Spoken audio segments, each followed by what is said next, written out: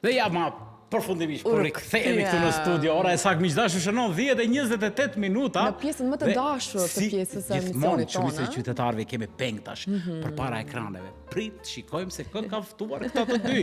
Dhe ne e përmendëm në fillim të emisionit, edhe kronikën që e ndoqim tashmë do flasim për poezinë, sepse kemi një të ftuar shumë special për ditën e sotme. Shumë speciale, ditë e veçantë. Siç e thash, është një vajzë e re e cila ka bërë shumë për këtë vend, ka dhënë shumë, jashtëzakonisht shumë, por edhe është vlerësuar shumë në vend dhe jashtë vendit tonë.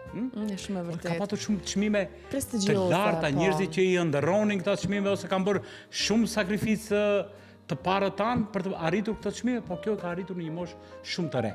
Unë do të bëj një hyrje të shkurtër, sepse ka një CV të bollshme shumë të zgjeruar, por me disa pika ta përshkruaj CV-n e asaj. Delvina Kërluku, një vajzë e lindur në Dibër, një poete, prozatore, publiciste, ligjëruese edhe këshilltare. Ka botuar shumë libra me poezi, Muza, Altar gjurme, Varg ves, Fjordet e vetmis, Deja e vjeshtës, Vetëtimat e heshtjes, prozë, ku është Pastënia e ditëve tona, publicistikë i madh dhe Këlyshët e Titos, Ndryshe me, Shpresë e venitur e shumë të tjera. Unë do doja të ndalesh në disa çmime speciale që i kam marrë si autore. Është nderuar me çmimin special në festivalin Netet e Korçës të Poezisë në Korçë, çmimin për vepër letrare në festivalin e Prizrenit, në vitin 2018 një çmim shtetëror Mito Haxhi Vasilev Jasmin për arritje në fushën e publicistikës, veçanërisht në interes të rëndësishëm të Republikës Maqedonisë së Veriut në vitin 2024. Ka qenë edhe kryetare, siç e përmenda në fillim të emisionit, nëse ju kujtohet, kryetaria e parë e shoqatës për shkencë, art dhe kulturë Josif Bageri, bashkëorganizatore me Universitetin Shtetëror të Tetovës edhe Wellin, në 2 konferenca shkencore mbi Rekën dhe shqiptarët ortodoks, që do të mundohemi të ju japim një theks të veçantë gjithmonë, dhe derisa të kemi jetë, do ta trajtojmë këtë temë. Dhe mbi të gjitha duhet të përmendur edhe çmimin edhe një çmim i shumë i 13 lartë. nëntorit. Pastaj do flasim për këtë, por për këtë misionin e Josif Bagerit, ajo është nderuar me një çmim nderi kombit i akorduar nga presidenti i ndjerë tashmë, zoti Bujar Nishani, dhe pastaj ka marrë edhe një çmim që është shumë çmim i lartë, i dedikuar nga presidenti i Republikës së Shqipërisë, zoti Ilir Meta, çmimin Kalorsi i urdhrit të flamurit, një çmim shumë i nderuar, shumë prestigjos. Dhe në vitin 2025, do ta thuash Valbona, më thuaj. Në vitin 2025 dekoruar nga qyteti i Shkupit me çmimin 13 nëntori për një varg veprash të shkruara dhe reportazhe të realizuara ku arriti të prekin me problemet e përditshme të jetës së familjeve të varfra. Mirë, duhet të theksuar që është edhe pjesë e shoqatës së shkrimtarëve të Maqedonisë, një gjë që domethënë mund të themi kështu e kompleton të gjithë CV-n. Dhe është një moshë shumë të re. Edhe gjithë këtë punë që po ashtu kemi edhe redaktore të revistës për letërsi, art dhe kulturë, Sozher, shtylla i organit të SHSM-s. Jeton dhe vepron tani në Shkup, mirë po ne do i themi vetëm thjesht mirëmëngjesi. Ta kemi në studio bashkë me ne. Do ta lidhim me temën që e kemi për sot. Patjetër, mirëmëngjesi Delvina. Mirëmëngjesi. Mirëmëngjesi për ju dhe për teleshikuesit e Alsa. Ne, përpara se të kalojmë tek pjesa e intervistës ku do diskutojmë, do flasim shumë gjëra gjatë sot.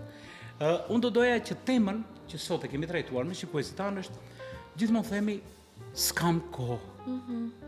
Pa vetdije na ndodhen kjo. Ti ke kohë, Delvina? Unë menaxhoj kohën dhe shpesh shmangem nga disa kënaqësi ose nga disa manifestime qoftë familjare apo edhe shoqërore. Dhe kjo besoj që më ka bë që të kosh suksese duke u përkushtuar në veprat e mia, siç edhe e theksuat ju, por të gjithë njerëzit mendojnë që për një veprim ose ndonjë punë ose ndonjë sukses, thotë unë nuk do të kem kohë për të arritur deri te majat. Mirë po, njeriu i cili organizon kohën dhe jetën, çdo herë arrin deri tek synimet dhe qëllimet e veta. Kjo është një Kjo është një ndër këshillat që unë ka marrë në shkollë të mesme nga profesori im. Ai që organizon kohën gjithmonë ka kohë. Mirë po më bëhet qefi që me të vërtet personazhet të cilët i dedikojnë profesionit të tyre, prap ditëro kanë kohë. Gjithmonë që kohë. Po, Qindet kohë. mëse normale, sepse neve punojmë me projekte. Për shembull, unë pavarësisht që përfundoj një projekt brenda vitit, i kam 5 projekte për 5 vitet e ardhshme.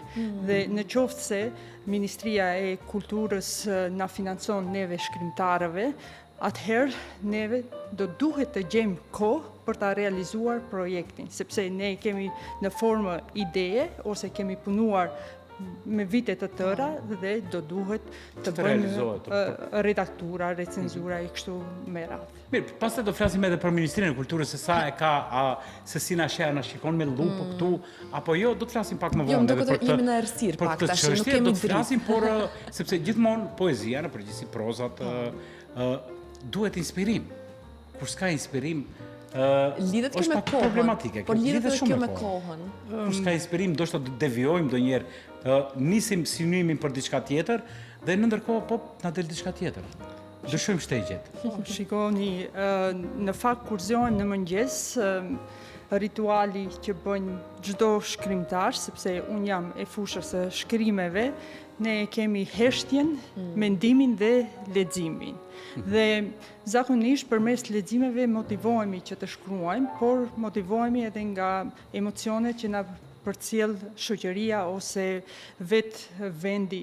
Aq më shumë kur një person është i mbuluar me dashurinë e njerëzve përreth, ne shpeshherë e shfaqim ose u përcjellim me një porosi.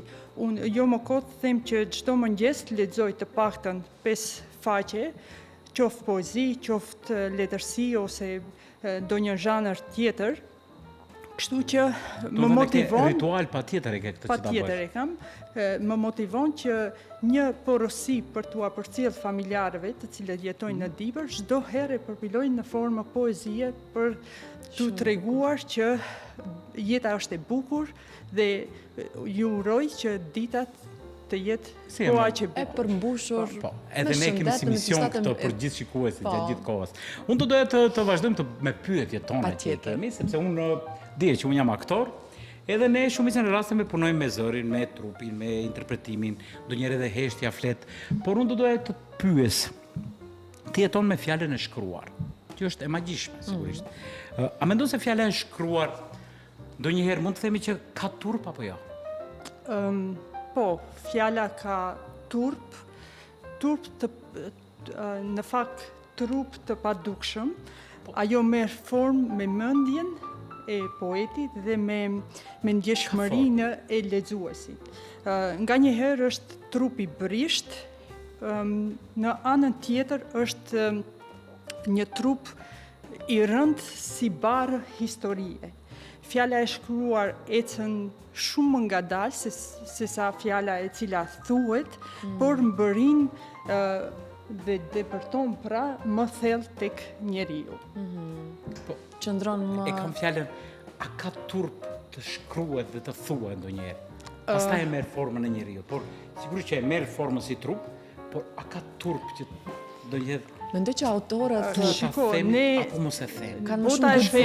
Bota e femrave, t'ua tregoj historinë time, zakonisht kur kemi shkruar një poezi dashurie, çdo herë a jetë stepeni, domethënë, ta them apo jo, ta shkruaj apo jo. Kur e kemi thënë neve, atëherë jemi ndikuar nga mendësitë e ndryshme. Dhe kjo në një farë mënyre nga audienca ka qenë e tufshme për një periudhë të gjatë kohore, por i kemi thyer këto tabu, sepse neve jemi shkrimtar, jemi poet, të cilët ndonjëherë bazohemi në pjesën e realitetit, por më shumë e kemi imagjinare. Unë doja të di pak më shumë sepse unë kur po flasim pikërisht për këtë turpin e të shkruarit dhe të thënit të gjërat që ndoshta më shumë na shqetësojnë kolektivisht, në shoqërinë tonë, ka gjithë tabu shumë e madhe. Më falni, në shoqërinë tonë, unë doja të di se Drejtorin e kemi aktor, drejtori domethënë është një aktor i cili luan shumë role, domethënë një ditë mund të jetë prift, një ditë mund të jetë një personazh tjetër. Valbona është muziciente, sot luan një zhanër tjetër dhe performon një zhanër tjetër të nesërmen. Ju keni shkruar poezi, proza, keni publikuar shumë gjëra të cilat do të mbeten në historinë tonë, mirë po kur ne i ndrojmë rolet, për ju pikërisht, sa shpesh ju bjen që të ndroni rolet dhe jeni gjithmonë e njëjta Delvina, po edhe ju notoni në ujëra të ndryshëm? Unë nuk ndryshoj rol, por jam pasyra të ndryshme, për shembull në poezi shfaqem shumë intime, në prozë më rrëfimtare, ndërsa në publicistikë më e ashpër dhe më kërkuese. Nuk kam rol, por kam përgjegjësi e cila bazohet në ndërgjegjen time. Shumë bukur. Interesante kjo, domethënë 3 personazhe i ke, cili të pëlqen më shumë? Po. Pyetje paksa... Jo, pyetjet është spontane, është kjo, me që bëjmë kështu. Ku e keni më lehtë të shprehen? Po, zakonisht poezia më flen më shumë në zemër, por për çudi, vitet e fundit kam shkruar edhe prozë, gjë që falenderoj shtëpinë botuese Onufri të Kadares në Tiranë, e cila ka një gazetë ex libris që ka hapur faqet veçmas për shqiptarët e Maqedonisë, ku ne edhe i botojmë poezitë, prozën në Tiranë. Po ashtu edhe kur ne i përkthejmë poezitë, veprat tona, Shoqata e Shkrimtarëve të Maqedonisë, ku kam qenë pjesë e kryesisë, sot jam antare e shoqatës, ku edhe punoj si redaktore në revistën Stozher, Shtylla, që e theksuat ju. Atje kam luajtur një rol të rëndësishëm, ku shqiptarët më eminent të letërsisë i kam botuar në gjuhën shqipe veprat e tyre në këtë revistë. Dhe kjo në një farë mënyrë na mundson neve që atë që shkruajmë të publikohet, sepse qëllimi jon është që të kemi më shumë lexues, audiencë dhe të japim një mesazh pozitiv, sepse fundja na lodhen politika që vazhdimisht kanë ndikuar në jetën e tonë në rajon këtu. Na ka konsumuar. Po unë doja të ndalesh atë. Vetëm kurimi tek audienca, mos të kalon pyetja, kurimi tek audienca, si mendoni zonja Delvina, si jemi ne si gjeneratat e reja për të lexuar, për të marrë me shkrimet, ndoshta dikush ka edhe shumë talent, mirë po e ka të pas zbuluar sepse nuk e ka eksploruar mjaftueshëm, sa lexojnë të rinj, sa të interesuar për të shtyr njerëzit.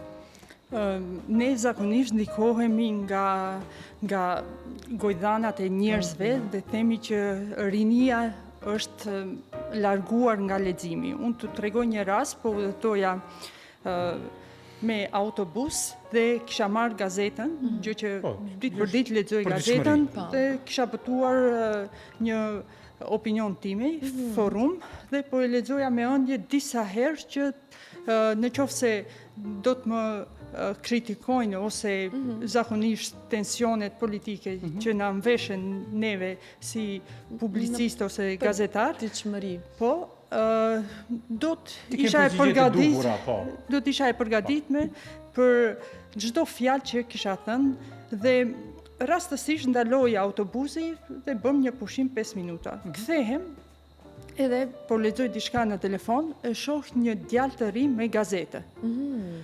Edhe i drejtohem pse ma ke marrë gazetë. Dhe kështu biseda vazhdoi gjëre gjatë, ai tha unë e kam blej gazetën, ndërsa gazeta ime qëndronte anash. Edhe aty e kuptova që ka akoma rini që lexojnë, por sot fatkeqësisht teknologjia ka arritur majat e zhvillimit, gjë që informacioni është shumë më i shpejtë përmes rrjeteve sociale, por libri është një ndjesi shumë e këndshme, sepse edhe medicina e thotë që para gjumit, në qoftë se ti e merr telefonin, drita ndikon keq në sytë e tu, por leximi të largon fundja nga veset e këqija. Sigurisht. Unë do të kthejmë pak tek stili i poezisë, sepse në poezitë tuaj gjithmonë më shumë i vëjet një theks heshtjes, suspansës, qetësisë. Qetësia gjithmonë ndonjëherë heshtja në teatr zakonisht flet shumë. Flet shumë. Edhe kur s'ke vetëm qëndrimi, por kur je i mbushur emocionalisht, thua diçka. Frekuenca, dje që e biseduam, përçohen në frekuenca. A i ndron, doja të t'ju pyesja kështu, çfarë është heshtja për Delvinën? Pse i vë theks të shumë të heshtjes? Në fakt, heshtja është vetëm si simbol, sepse ne e themi përmes fjalës, e cila ndonjëherë nuk zhurmon, por ne shpërthejm përmes emocioneve. Dhe kjo do të thotë që kur neve shkruajmë, jemi në një heshtje të thellë, por që poezia ka pesh, poezia ka kumbon shumë. Dhe rastisën që ndonjë aktor e merr dhe e lexon dhe zhurmon. Ne themi shpesh që poetët e kanë ndërtuar atë dheun. Gjë që do të thotë që me poezitë e tyre, edhe pse janë shkruar në heshtje, dhe më të zëshëm janë politikanët sesa shkrimtarët, por kur është lexuar poezia, neve emocionohemi shumë më shumë dhe duar të krasim shumë më tepër. Sepse kanë mbajtur një kohë gjallë. Kanë mbajtur shpresën, kanë treguar për padrejësitë, kanë treguar për shumë gjëra të paradokse që kanë ndodhur në të kaluarën tonë. Dhe sot fal poetëve të shumtë dhe shkrimtarëve të shumtë, sot jemi si një komb të cilën e kemi atë ndjenjen e brendshme që po na mban gjallë, po frymon. Shkrimtarët, historianët e mbajnë gjallë historinë tonë kombëtare dhe ne zakonisht kur shkruajmë, motivohemi nga ngjarje të rëndësishme, veçmas po ju tregoj rastin e fundit që liturgjia në gjuhën shqipe ishte një ngjarje madhore, gjë që unë si përfaqësuese e shoqatës Josif Bagere kemi bërë shumë përpjekje për të arritur deri tek kjo pikë. Por fal ditë që dëgjuam. Fal faktorit shqiptar në Shqipëri u arrit një gjë e tillë dhe kjo është vetëm një fillim, shpresoj që të vazhdon ky proces. Sigurisht. Urojmë dhe shpresojmë, sepse ne e trajtuam e kishim të ftuar edhe Skënder Hasanin, ku gjetëm disa fakte të ralla që e dëgjova me vëmendje, edhe i shfaqëm dhe ishte vërtet një ndjenjë shumë e bukur ishte ajo ditë. Është një historian i cili ka punuar dhe vazhdon të punojnë, gjë që është për tu mundohemi që ta zbardhim atë të kaluarën tonë të erët. Por fatmirësisht kemi këto fakte që do të mundohemi si gjenerata të paktën t'i lexojmë që të dimë se nesër mund të ballafaqohemi me dikë, të paktën të kemi një komunikim me dëshmi. Kjo është e rëndësishme. Kjo është. Pikërisht kur flasim për shkrimet e juaja, apo kur flasim edhe për ndodhitë të njëjta që ndodhen, ju jeni në publicistikën tuaj, jeni shpesh një autore që prekni shumë plagë shoqërore, prekni po ashtu edhe varfërinë, padrejtësinë. Si përballeni emocionalisht me këto tema, sepse nuk është thjesht të zbërthesh varfërinë, të zbërthesh problematika shoqërore që i kemi kudo rreth nesh. Do tabu që nuk po largohen, është vështirë.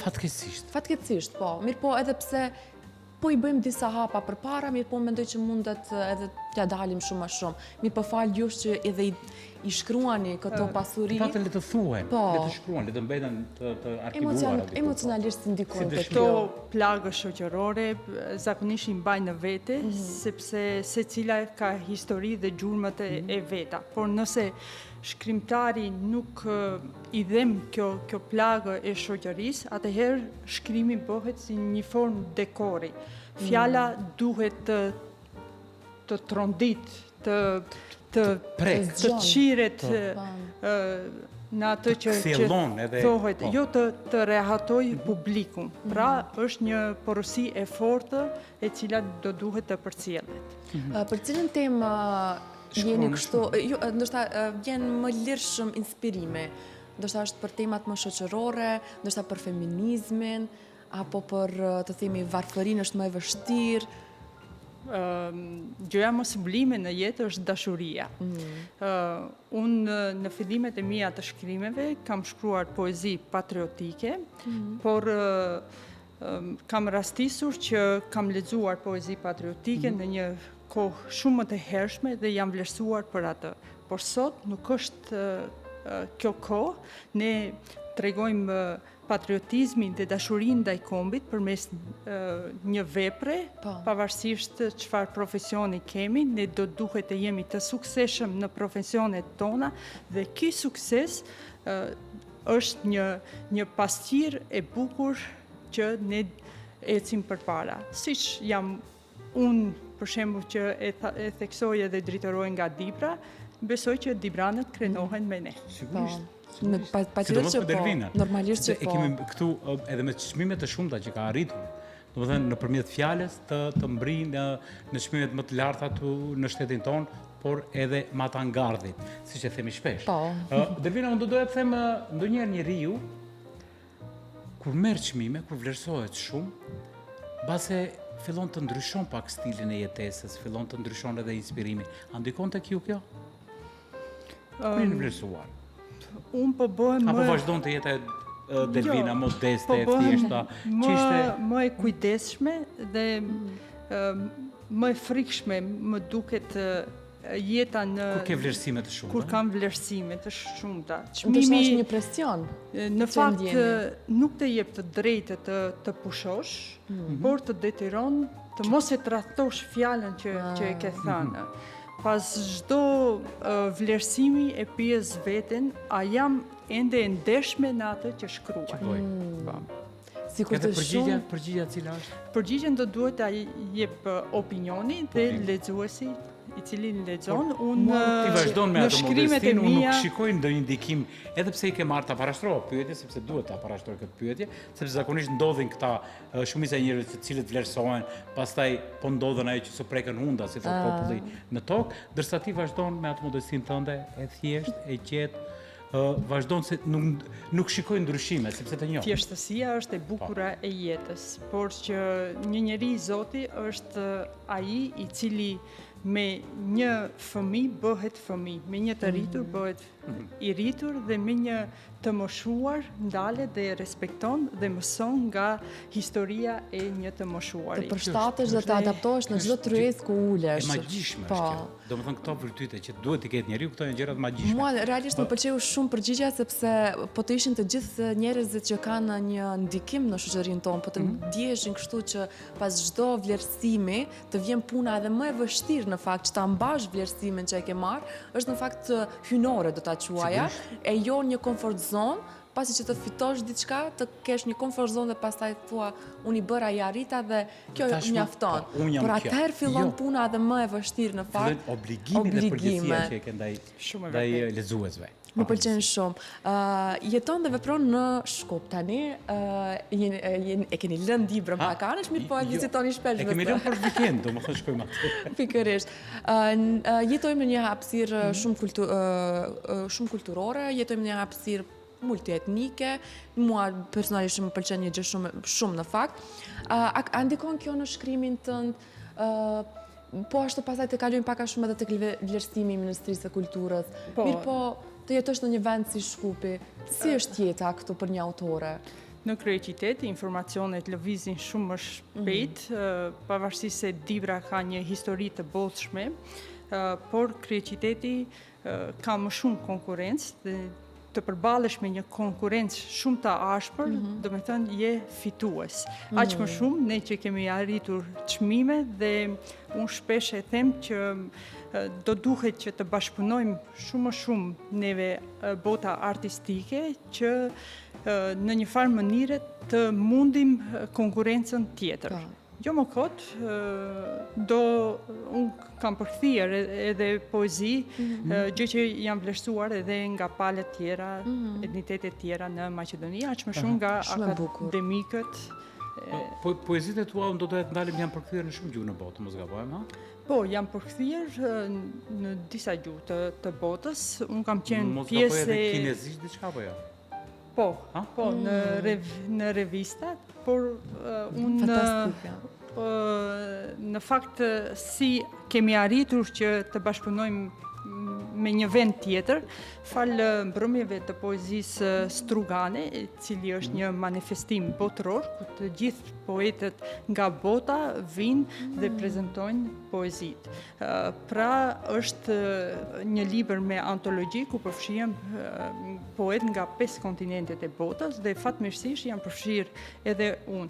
Dhe nga ty ne jemi takuar edhe me njerëz nga Filipina, nga Kina, nga Japonia, kështu që në një farë mënyre e kemi qenë më afër këtyre vendeve, duke ulur me ata dhe duke pirë një kafe, duke na treguar mbi kulturën e tyre, historinë e tyre.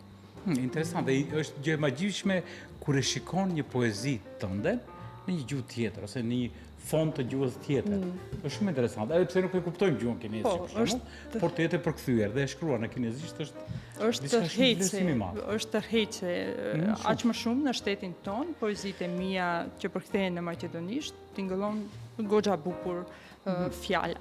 Por që na mungojnë përkthyesit e rinj. Jam duke bashkëpunuar me përkthyes profesional, kështu që shpresoj që këtë vit të hinë në tregun maqedon më shumë fuqi, duke pasur një libër me poezit në gjuhën shqipe. Unë kam një pyetje tashmë sepse doli edhe konkursi përfituesit e lista e ministri, lista e famshme e Ministrisë së Kulturës, ku ka shumë ankesash, ka shumë shqetësime për shumicën e shqiptarëve. Dhe unë do doja t'ju pyesja sepse zakonisht, sepse kam një pyetje me dy pyetje që doja t'i bëja. Pyetja e parë është, për shembull, Ministria e Kulturës e dim se duhet të aplikosh, gjithmonë kur aplikojmë në Ministri e Kulturës për të realizuar një projekt, konkurrojmë me një shumë të caktuar duke i ditur rrethanat se me aq para që kërkoj mund ta botoj, ta realizoj, edhe t'i dalë tamam ashtu siç duhet, dhe ne gjithmonë e dim sepse ka një shpatë të mprekat atje që i shkurton, i përgjysmon ose i sakaton të gjitha projekte. Fatkeqësisht. Ne këtë vit edhe kemi zhurmuar drejtoro për të institucionalizuar të gjitha, domethënë, koncertet, kishim edhe festivale, koncerte, teatro të shumta, kemi problematika. Dhe lista e zbrazët ka Ministria e Kulturës. Ne këtë temë do ta diskutojmë edhe nesër, por është një temë që i preken edhe mbështetja institucionale për shkrimtarët, për fat të keq, vazhdon të jetë fragmentuar dhe shpesh selektive. Ka emra të spikatur të letërsisë dhe të publicistikës tonë që nuk janë përfshirë në mbështetjen nga ana e ministrisë, nëse ata janë realisht mbajnë të gjithë kulturën dhe fjalën kritike në vendin tonë. Fatmirësisht këtë vit unë jam përkrahur, çka e vlerësoj si pozitive, sidomos pas fitimit të çmimeve, veçmas të publicistikës. Por pikërisht për të dëshmuar se çmimi nuk ishte rastësi, se fjala ime vazhdon të mbaj peshë dhe përgjithësi, vitin e kaluar unë konkurova në Ministrinë e Kulturës me një libër tjetër të publicistikës, i cili nuk u mirëprit, pavarësisht se kisha dhënë deklarat dhe intervistë në një nga gazetat prestigjioze në Maqedoni, Slobodën Peçat ose Shtipi i Lirë, duke dhënë dëshmi se krimtaria ime nuk dalet me një vlerësim. Megjithatë, në këtë rast nuk gjeta, domethënë, përkrahje për atë libër. Kjo më detyroi që publikisht përmes një shkrimi kritik të kritikoj ministrinë e cila kritiku u botua në gazetat tona. Dëshimi im më i madh lidhet me përbërjen dhe profesionalizmin e disa komisioneve. Kam bindje se aty ka njerëz që nuk e njohin thelbin e letërsisë, mund të them me keqardhje, ndoshta nuk ka lexuar as Kadarin, as Lashkush Poradecin, as Jakov Zozën, Naim Frashërin, Fanolin, Paskovashën, Faik Konicën, duke vazhduar me autorët tanë bashkëkohor, Resul Shabani, Teki Dervishi, Eqrem Basha, e kështu me radhë. Pra, si mund të vlerësohet drejt krimtaria kur mungon leximi, formimi dhe ndërgjegja e përgjegjësisë kulturore. Kultura nuk duhet të mbahet gjallë me formalitete, por me dije, ndeshmëri dhe respekt ndaj librit dhe autorit. Dhe për këtë shkrimtarët kanë të drejtë jo vetëm të kërkojnë përkrahje, por edhe të ngrenë zëni nga ajo çfarë mungon. Ne do jemi këtu gjatë gjithë kohës, domethënë derisa të mos bim në vesh të shurdhër, do ta zhurmojmë këtë çështje të gjithë shkrimtarëve, aktorëve, producentëve, të gjithë fushat që i përfshin Ministria e Kulturës, por unë do doja me që jemi edhe minutat e fundit, një pyetje. Shkrimtarët në Shqipëri jetojnë prej shkrimeve. Po, edhe kam shndruar si biznes. Pse tek ne, ky pasion që e kemi, nuk kthehet në biznes, po thjesht shumicën e rasteve kthehet më shumë në dhuratë sesa në përfitim. Është shumë e vërtetë, sepse këtu kemi pasur disa librari ose biblioteka të cilat janë mbyllur dhe unë edhe pse jam shkëputur nga bota e gazetarisë, nuk kam hulumtuar. Mendoj që është roli i gazetarit që të hulumtoj pse mbillen këto biblioteka, cila është arsyeja e kësaj.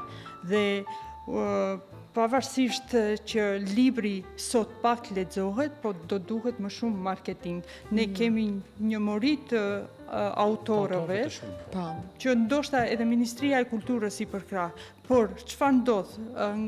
Pse nuk promovohen ato libra? Pse nuk intervestohet një autor për atë libër?